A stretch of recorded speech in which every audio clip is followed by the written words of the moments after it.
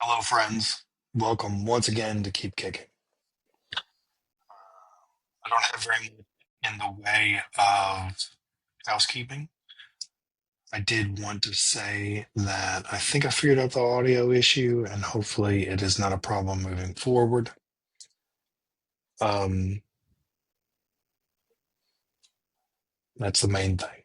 If you have questions, comments, concerns, or any level of discord that you would like to have with me, you can reach me at keepkickingpod@gmail.com and we can have that conversation there. Also, if you would like to be on this podcast, you can reach me at keepkickingpod@gmail.com. I am planning on doing a couple of these shows on the road. I have figured out how to do that, and I have a couple of people that maybe are not as inclined technologically, or maybe just need to be in person. So I'm also going to be doing that. If you would like to be in person, you can also reach me, keepkickingpod@gmail.com, and we can have a conversation about me coming out to your dojo or meeting up at a coffee shop or something and having the same type of conversation that we have on this podcast.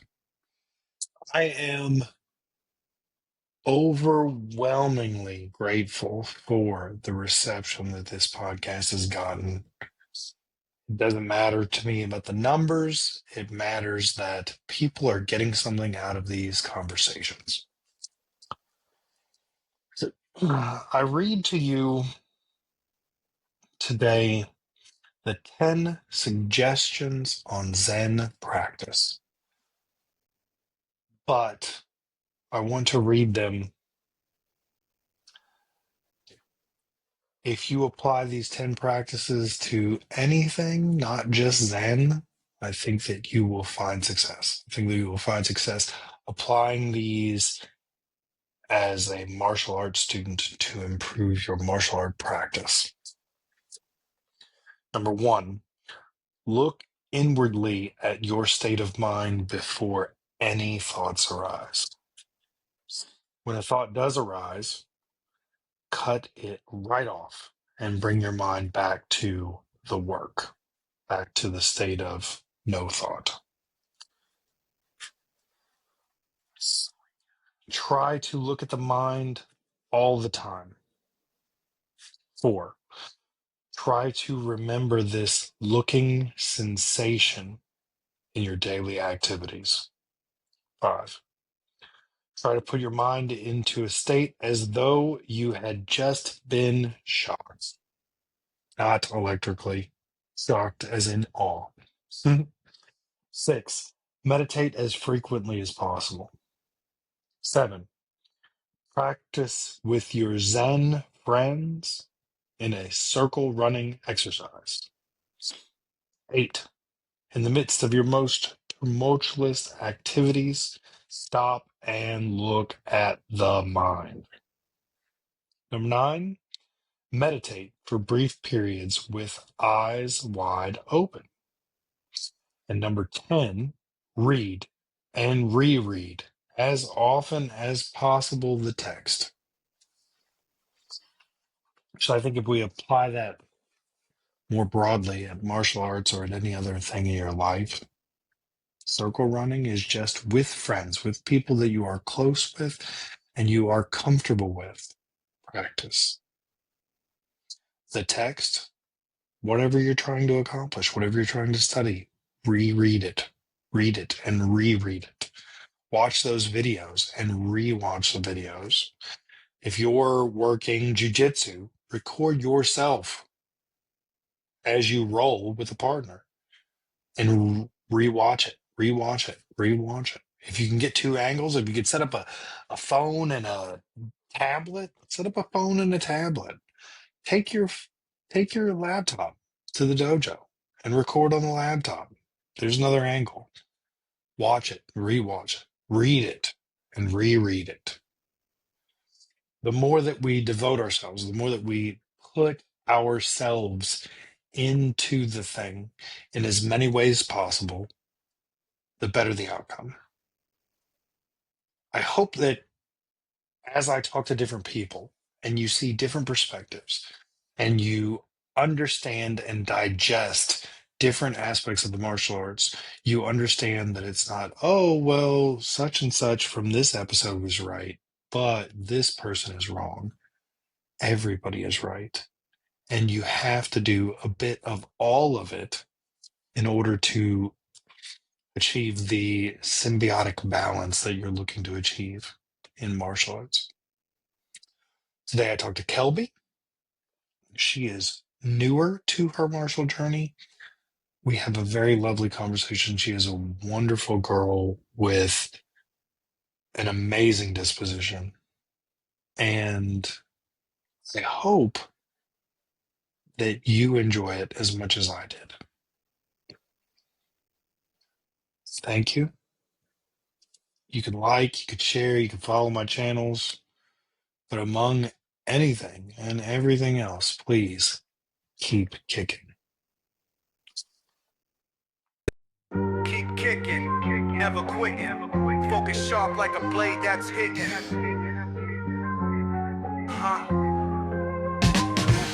From white belt dreams to the master flow, Paul Coffey's got the mic, now the stories grow. Technique entails discipline and fire. Each guest brings truth to inspire.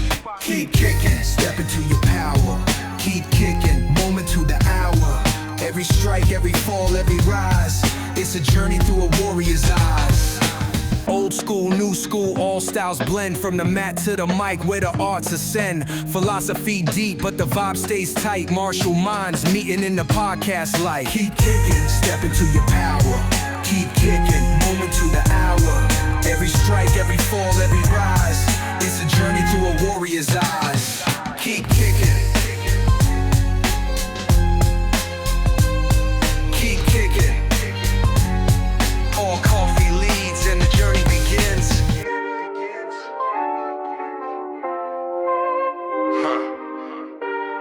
Paul Coffey leads and the journey begins.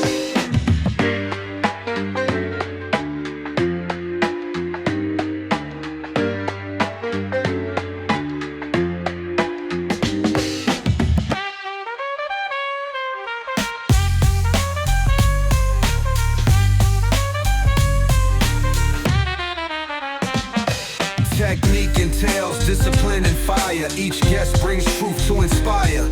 Keep kicking, step into your power. Keep kicking, moment to the hour. Every strike, every fall, every rise. It's a journey through a warrior's eyes. Keep kicking. Keep kicking. Paul Coffey leads and the journey begins.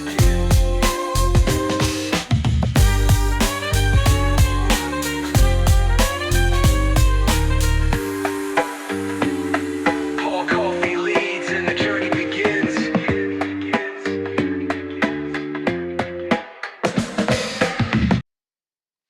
Hello, everyone, and welcome again to Keep Kicking, a martial arts podcast where I have martial conversations with martial arts friends. And today I am with Kelby, and I'm going to let her introduce herself. Take it away. I'm Kelby. I am living in Virginia and I fight for a silent fight team here in Lexington.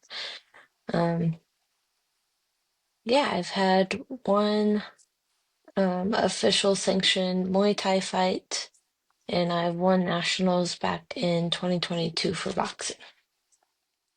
Awesome. Awesome. What got you started into martial arts? So I grew up starting with karate at the age of like 4. Um, and then I jumped into jujitsu when I was in like 13. And then eventually when I came up here, I actually came up here to play volleyball. And when that didn't work out, I joined a easy women's self-defense class at my undergrad. And they're like, "Oh, you look like you know what you're doing. Would you like to join the boxing team?" And I was like, "Sure, why not?" So I did that, competed in nationals, and then I had a few friends reach out to me being like, "Hey, there's this new school over in Lexington that trains jujitsu and does kickboxing if you would like to come and try it out." And ever since then, that's where I've been. That's awesome. What makes you want to compete? Why do you got that bug? I'm a very competitive person, just as it is in general. So coach says it's just something that I have inside me, and I love doing it, and I love to empower other women to do things that, don't naturally aren't like a natural sport for them. So it's just Mhm. something I do for fun, something I really enjoy doing, and I get to show other women that, it's okay to step outside the box.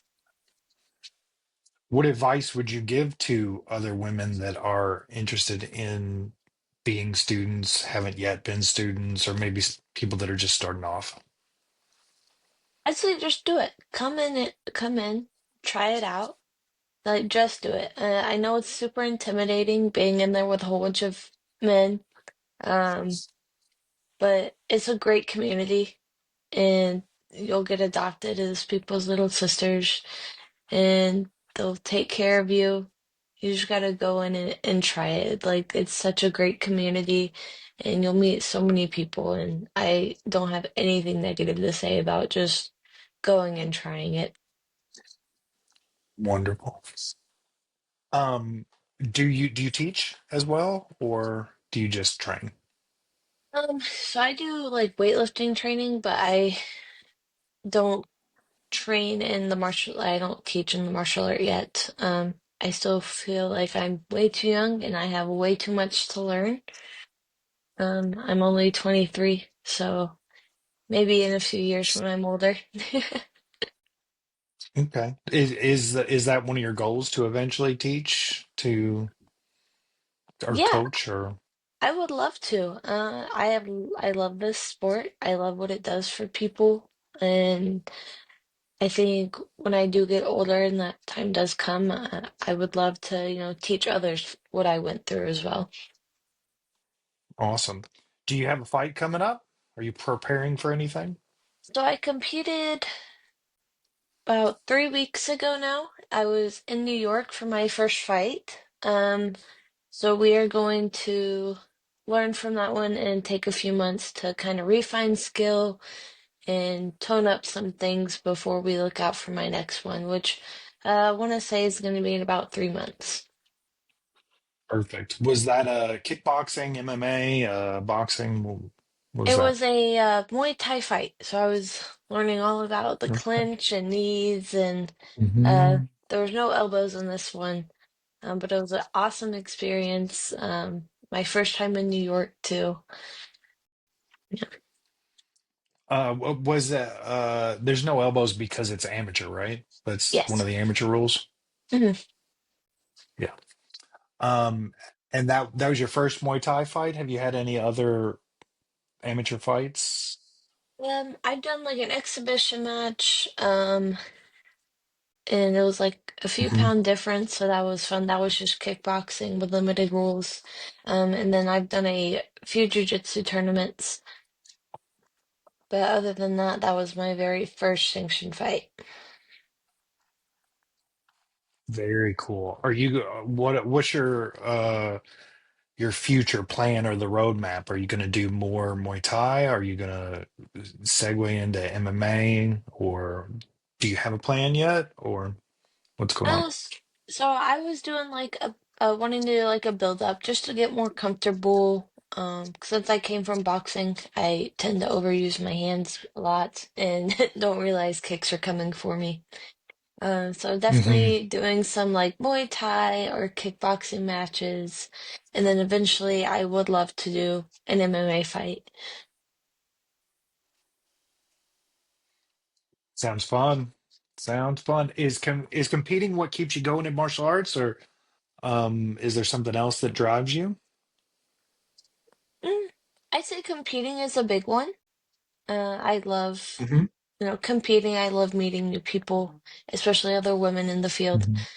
Um, But I Hmm. also, do it. It's great exercise, and it was great for self-defense. And so I think those are just like a few of the reasons I do it. And again, like with the community, like-minded people who all train together and have a great time. Hmm. Hmm. Wonderful. What what do you think is neglected in most people's training? Mm. Um, I think a lot of people get intimidated. So it's the lack of coming back, like when they feel like Mm. they've been defeated and they're like first class if they get submitted and there's no like consistency with it. So they tend to just fall off the wagon of wanting to train. Yeah, a lot of people don't show up for themselves for sure. Um, have you ever done any like formal weapons training or anything like that?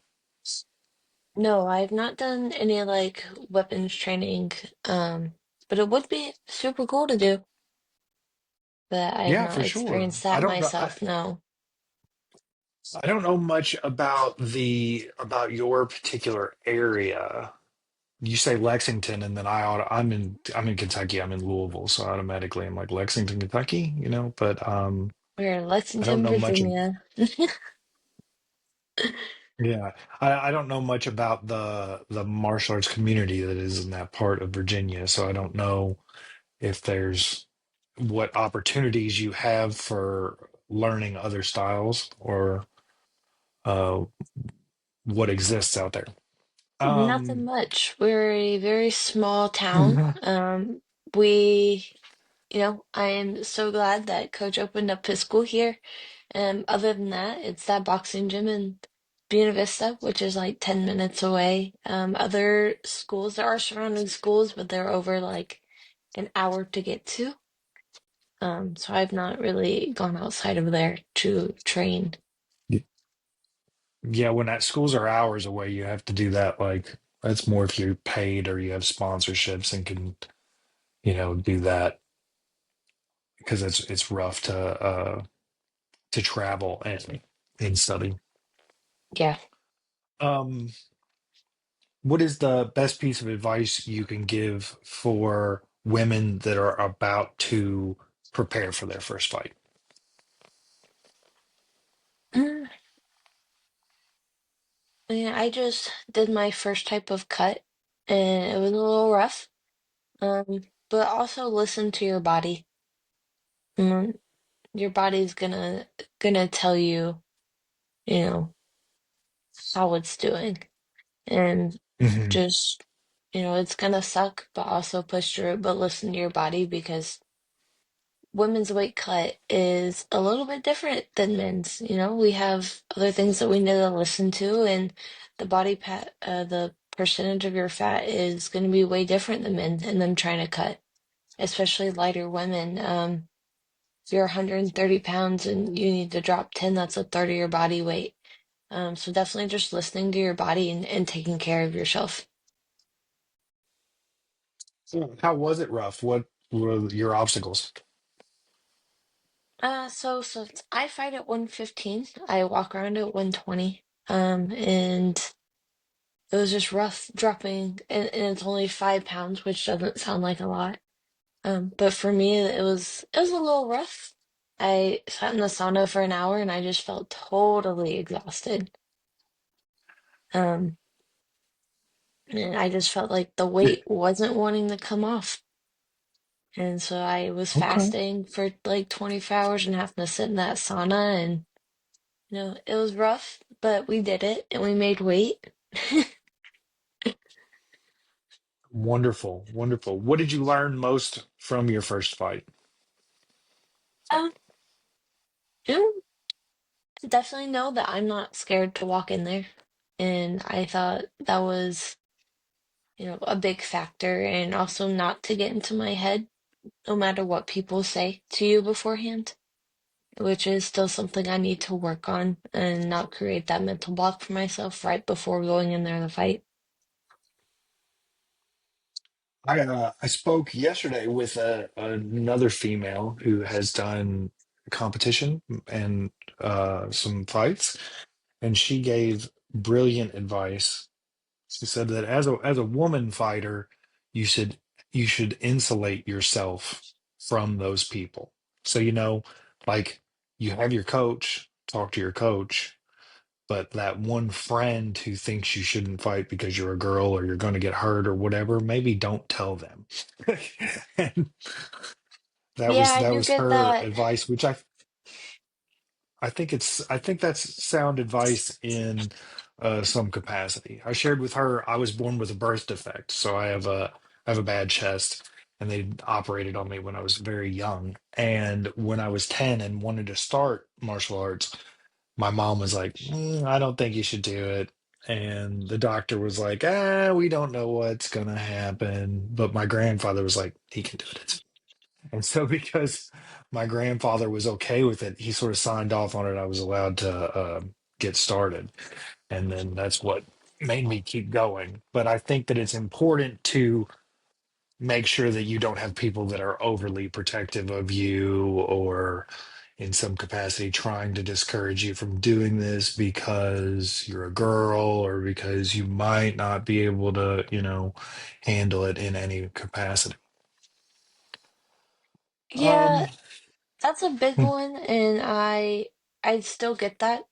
Just like with my jobs, they'll be like, "Oh, like trying to start conversation of what do you do for fun?" And I'm like, "Oh, I fight, jujitsu and make kickboxing." And they'll be like, "Oh, why do you do that? You're too pretty to fight." And I'm like, "I didn't ask for your opinion, but that's cool." Too pretty to fight. That's something I was never told, so I guess that's good. Um, how long do you see yourself fighting? Do you think that there's a potential that you might try and go for a pro card or Um, that is definitely on my bucket list. That's definitely a big goal that I have. And if it Mhm, does happen, it will come with time. I'm only 23 years mhm, old, so I have plenty of time. I'm working on finishing my absolutely, master's degree right now. So I'm definitely not in any rush at the moment. But, if the opportunities do come and I I keep on practicing and taking care of my body, I do think that I can go for a pretty long time. for sure, absolutely. The lady that I spoke with yesterday, her first amateur fight was at 51. Oh, wow. That's exciting. Yeah, yeah. So as long as you take care of your body, you can go for longer than what most people expect. Oh, yes. And I'm What are you going to huge school in the for? gym. Oh, You don't so look very tall though. I'm not. I am 5'2", and I'm happy with it. So that's what we'll go with. I am Okay, uh good. I am big in the gym. I actually do personal training as well. So I do teach other, Mm, people who want to get fit in the gym. I have one client right now, and she's amazing. And I love it. I love being able to teach people in the gym. But to answer your question, I am studying mental health counseling to work with drug use, substance abuse, and trauma. wonderful. That's one of the places that I teach currently is at a rehab facility, and so we just try and get the clients that are there active, something to focus on, something to distract them, occupy their time, so to speak. It's not foolproof, but I do think that it provides a tool to help them with their recovery. So that's honorable. I tip my hat to you for wanting to go into that field. Me doing it very much part-time where I only teach a little bit. I don't know that I could do it full-time. I don't know that I have the wherewithal for that. Um, Um, how does martial arts help you with that, those studies, if it does? it does. It's a big de-stressor, you know? I Since I haven't gone fully into the field yet, I'm still learning, but hearing Hmm. some people's experiences, like, the de-stress, I can go into practice and roll with people, hit people, people hit me. It's great. I even use the gym as a great, outing where I can just de-stress Hmm. and put it all into the weights. I love it. And your attitude and disposition are wonderful as well. Um,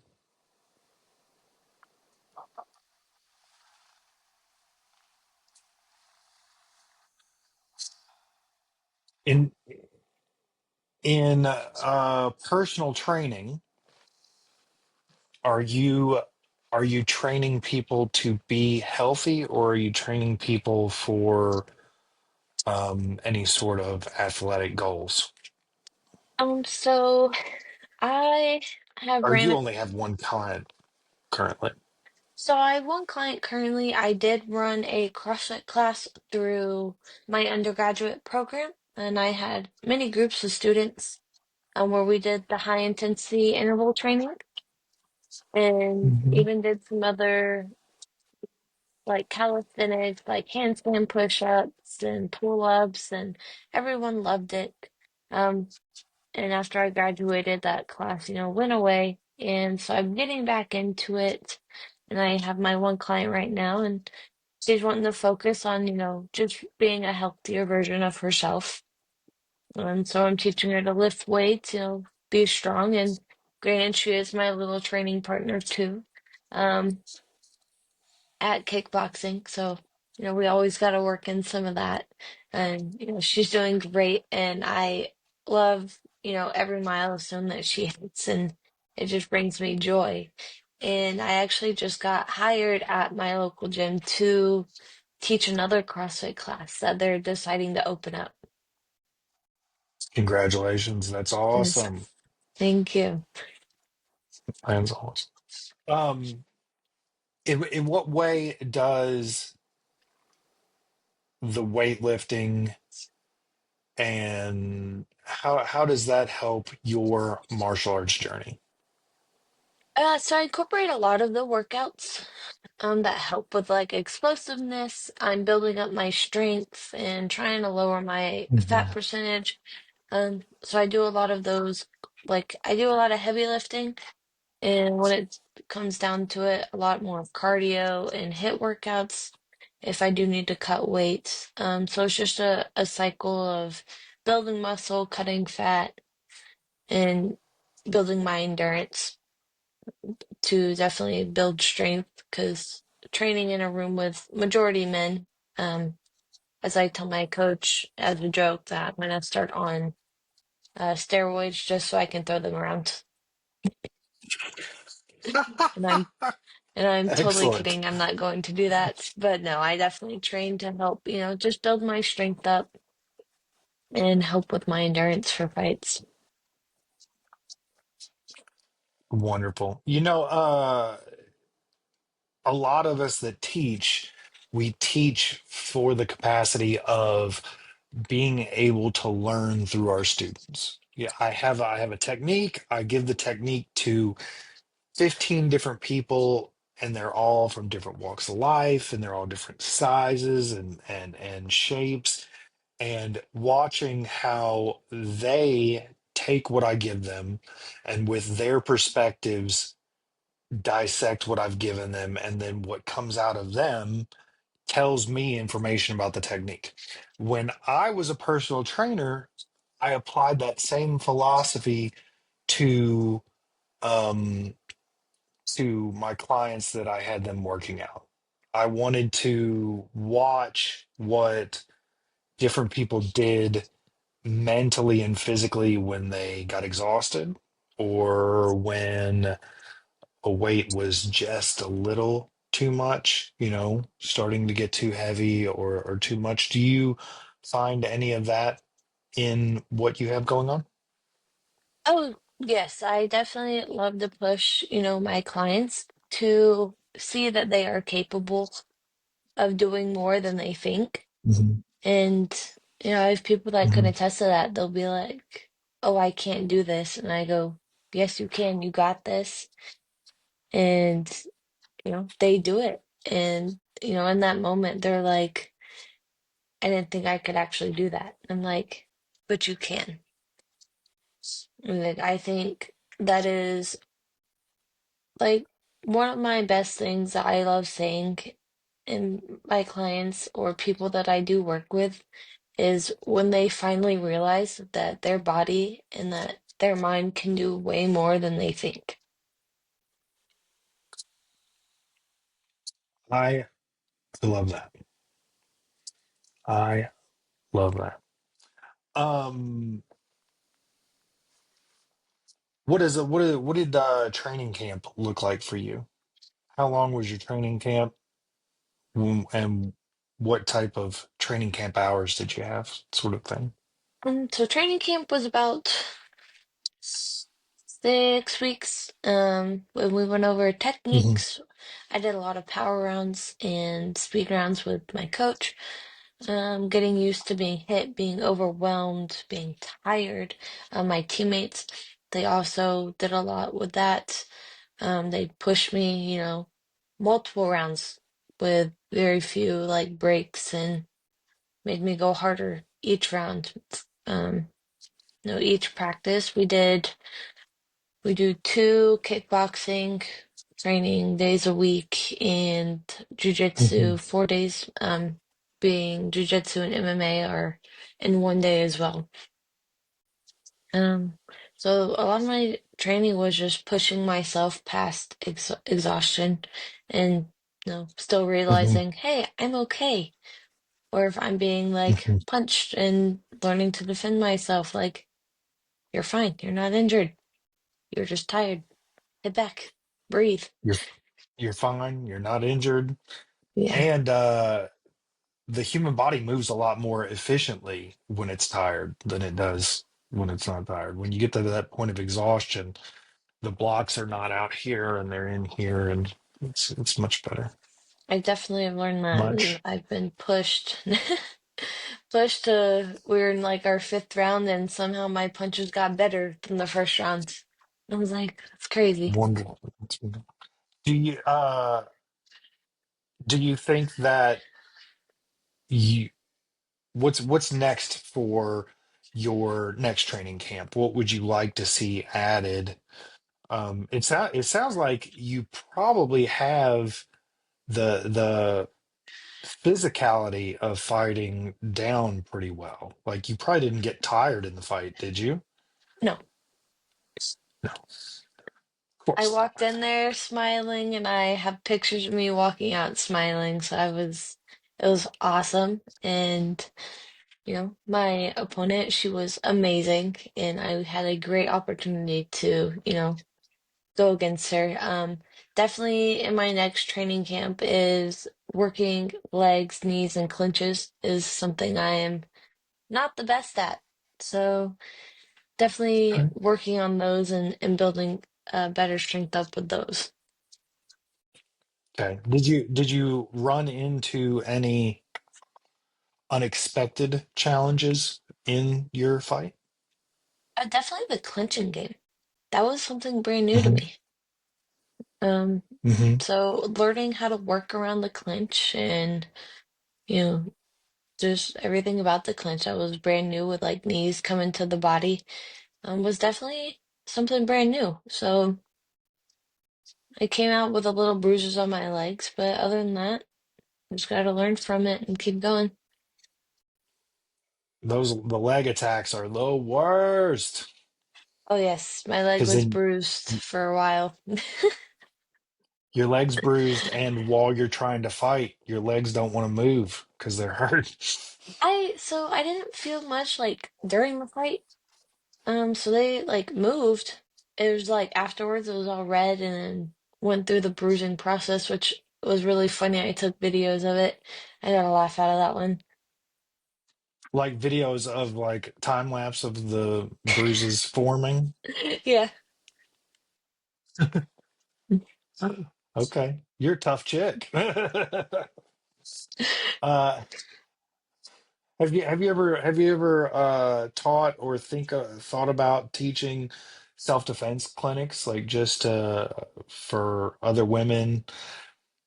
I ask mainly because while this is inclusive as a sport, it is martial art as a whole is more of a boys' club. There are more men that are in here liking to hit each other than there are women. And anytime I run into a woman that is a strong student, I do promote and suggest that they teach other women at least how to defend themselves. Oh, I would love to. Definitely when I do build up more skill and have more experience under my belt, I do think Hmm. that will be a great opportunity for me to do is teach other people, um, and other women especially. Like I love Hmm. being able to empower women to do, the male dominated sports, whether it be jujitsu, whether it be Right, fighting. right. Um, it's honestly my favorite thing to do. Being able to be like, look, we can do this too, and we can be just as good at hmm, good at it, Right. as other people. Uh, what is the biggest thing that martial arts has done for you outside of martial arts, outside of fighting, outside of dojo? It has definitely built up my confidence. I'm a very introverted person. I'm happy to stay home with my two animals and not really go out and socialize. Just with lack of confidence, lack of self-esteem. And I do think fighting and being in that community has, definitely built up my confidence to where I can, feel safe going out by myself. I can, you know, be like, hey, this is what I do, and I love doing it when I go out and talk to people. That's really big for a lot of women because most women don't feel confident walking around and worry about being attacked or what have you. So that's good that you do that. That's really good. Um, do you have any sort of I'm just trying to figure out a way to word it differently for you because you are more into the combative and the sports aspect than the traditional martial art aspect. But for lack of a better wording, do you have any sort of martial art philosophy that guides you or motivates you or keeps you going? Um, to be honest, not really. I grew up doing Okinawa Shorin karate, a very Hmm. Japanese styled martial art. I did that and I received my second degree black belt in that when I was like 12 and I won a grand champion with Awesome. that. So that taught me a lot of like discipline and, Hmm. focus. But as I got older, I don't really have a set philosophy yet. That is still something I'm discovering for myself as I'm still brand new to this sport. I still have so much to Hmm. learn and, developing my own style of fighting. And the philosophy, I Hmm. will say it'll eventually come to me. For But sure. at the moment, no. It's just because I'm still so brand new of learning this, realm of fighting. Well, I've been doing it for 32 years and I'm brand new as well. 'Cause you never get to be not brand new. If you get to be not brand new, you kind of become stagnant. Um, how did the 12 years or however many years of Okinawan karate, did that help you with transitioning into fighting? I'd say yes. In the sense that like it helped me a lot of discipline, with myself, learning to listen to my body. And I was also on the competition team for that, and we did sparring. Granted, it's completely different than what I Mhm. do now. Um, it was a point-based system, but again, I rarely fought any other girls doing that, so I've always competed against someone bigger. And but I do think it has helped me not be scared to get hit or be intimidated by people That's who good. are larger than me. Um, you know, so yeah. Well, you have the advantage in that you have been getting hit for a very long time, and that's one of the first things that we have to try and teach our students is if you're in a fight, you're going to get hit, but that's okay. That doesn't mean that the fight's over. Got to teach somebody how to react to getting hit. Got to teach somebody to not shrimp up, cower up when they get hit, that sort of thing. Um, did it also help you with the technical aspect with the punching and the kicking, or you know? Um, a little bit. Definitely, there's tweaks, but the main concept of throw your punches straight, make sure your wrist isn't floppy. Kicks are Mhm, completely different now. Instead of, snapping, it's you're flinging your hip. But I mhm, do think like the basic fundamentals are there, and that has definitely helped me, and I just developed them into what they are now. I'm definitely still continuing to develop them. But definitely it's a great starter, or was a great for starter sure, when I grew up doing for it. sure, for sure. I talked to another gentleman who had he had a very long martial arts career, and over the course of that career has studied many styles. And we were having a conversation about how your martial art perspective is different based on wherever you started.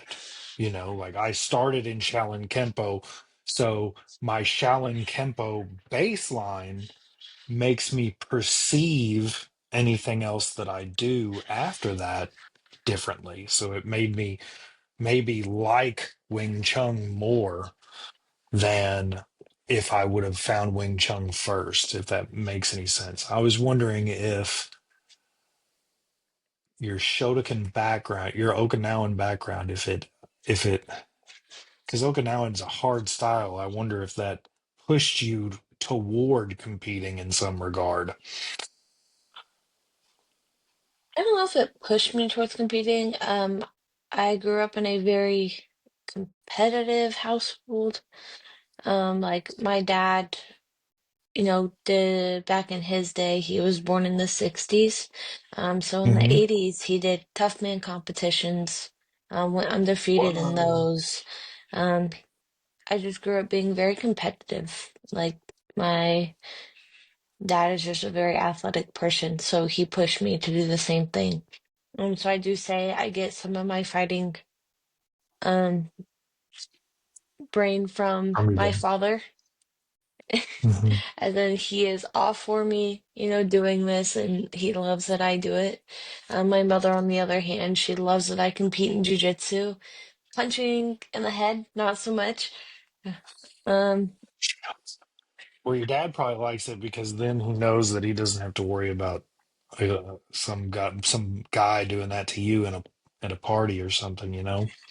well, I don't party, but Well, right, but you know what I mean. You yes. know what he But he's probably less concerned about you being snatched up in the middle of the night than he would be if you didn't know how to do that. granted, both my parents are, glad I do do know how to defend myself in those situations. Yeah. But my mom does not like me getting into the cage to get hit in the head. She loves that I do grappling. My dad is fully supportive of me hopping into that cage. It's because he used to do it. He was big in the powerlifting and fighting and made some other choices too that where he fought not legally, but And that it yeah, happens. It it happens. happens. And granted, I do have a very big dog that I take with me everywhere. So I do claim that I also get scary dog privilege walking down the street. What kind of pup do you have? I have an XL bully. He's currently sitting right next to me on the bed. He is 11 Okay. years old now, and I've had him my whole life, so he is my little bestie. It's precious. It's precious. What advice do you give to women that are looking for the technique or the outlet of self-defense, but not necessarily wanting to be a lifelong martial arts practitioner? I would say even just going in and learning, like you can walk into a gym, whether you want to compete or not, and that community will help you reach your goals. Not everyone wants to compete, and we have people at our gym who come in there and do it for exercise or to learn self-defense. And, especially being a woman, like I initially thought, oh, this would be great, just to keep up with my skill and, Mhm. in case I ever do need it in the street. And it developed into me wanting to, continue competing. But for the people who who don't want to like compete and just learn how to defend themselves, still go in and learn. It's all gonna start with the basics, and you can learn even more. Like my coach, he's great. He will even teach you the eye gouge, ear bites. He's all for it. My coach is amazing, and everything that he does teach, it can lead to something in self-defense. And Absolutely. so just you got to get out there and you still got to do it. Like go into the gym, develop that community, build that base of friendships and build that base of, learning your punches, learning your kicks and developing into like the self-defense, whether you go out there and compete or not. Love it.